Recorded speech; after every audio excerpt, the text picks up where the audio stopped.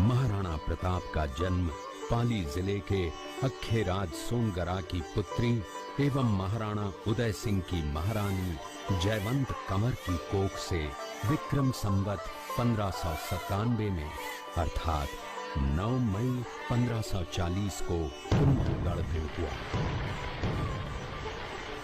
बाल्यकाल चित्तौड़गढ़ में गुजरा। करीब 17 वर्ष की आयु में ही प्रताप का विवाह अजबंदे कंवर के साथ हुआ। सन 1567 में अकबर ने जब चित्तौड़गढ़ पर आक्रमण किया तो मेवाड़ के प्रमुख सरदारों और सेना नायकों के आग्रह पर महाराणा उदय सिंह ने चित्तौड़गढ़ छोड़ दिया।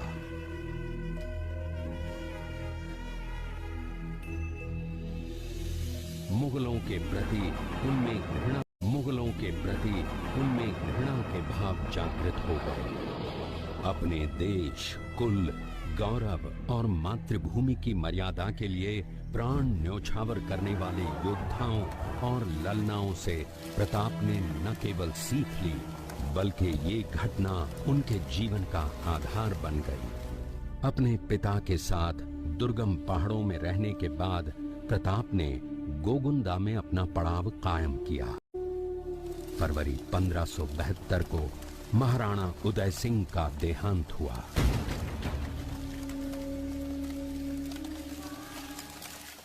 प्रताप की ज्येष्ठता और योग्यता को ध्यान में रखते हुए सरदारों ने उनको राजगद्दी पर आसीन किया।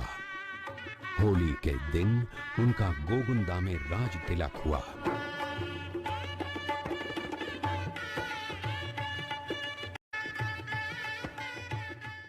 उस समय तक लगभग सभी राजाओं ने मुगल सम्राट अकबर की अधीनता स्वीकार कर ली थी। एकमात्र महाराणा प्रताप ने अपना मस्तक अकबर के आगे नहीं झुकाया। अपनी स्वाधीनता और सार्वभौमिकता के अधिकार को सर्वोपरि माना।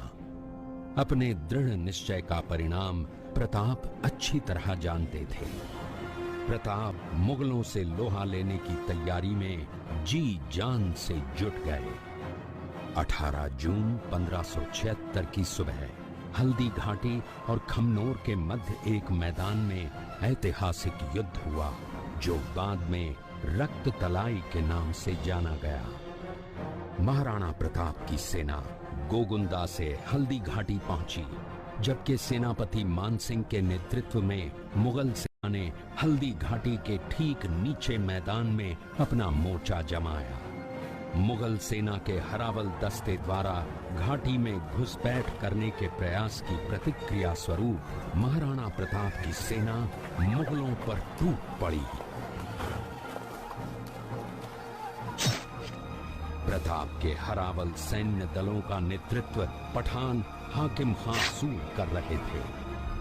भीलू राणा, जो राणा पूंजा के नाम से भी जाने जाते हैं, उनके नेतृत्व में भील आदिवासियों ने गोरिल्ला पद्धति से युद्ध करते हुए मुगलों के छक्के छुड़ा दिए।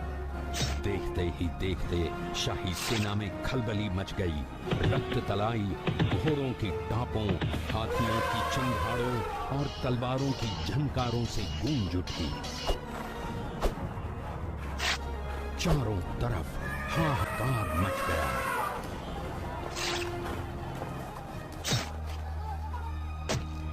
युद्ध का घटनाक्रम अचानक उस समय बदल गया जब प्रताप ने अपने घोड़े चेतक को एड़ लगाकर मानसिंह के हाथी पर चढ़ा दिया और उस पर भाले से भरपूर वार किया। मानसिंह हौदे में दुबक गया। हाथी से उतरते समय चेतक की एक टांग कट गई। इस स्थिति को भांपकर महाराणा प्रताप के हमशक्ल सेनापति झालामान ने महाराणा प्रताप से आज्ञा लेकर उनका राजमुकुट धारण किया। मुगल सेना झालामान को महाराणा प्रताप समझकर उन पर टूट पड़ी। झालामान शहीद हो गए। उधर चेतक ने अपने स्वामी को 5 किलोमीटर तक 3 टांगों पर ही लेकर एक बरसाती नाले को पार किया। उसके पश्चात उसके प्राण पखेरु उड़ गए। इस युद्ध से महाराणा प्रताप के मन पर गहरा प्रभाव पड़ा। परिणाम स्वरूप उन्होंने मुगलों पर विजय प्राप्त करने तक राजसी ठाट बाट छोड़ने और पत्तों पर भोजन करने का प्रण लिया, जिसे उन्होंने जीवन भर निभाया। महाराणा प्रताप ने अपना सैन्य बल बढ़ाकर सर्वप्रथम अरावली पर्वत की घाटियों में बसे दिवेर पर चढ़ाई कर विजय प्राप्त की। इसके बाद कुंभलगढ़ पर भी विजय प्राप्त की। सिर्फ चित्तौड़गढ़ को छोड़कर सारे मेवाड़ को अपने अधीन कर लिया। कालांतर में महाराणा ने चावटनी राजधानी स्थापित की।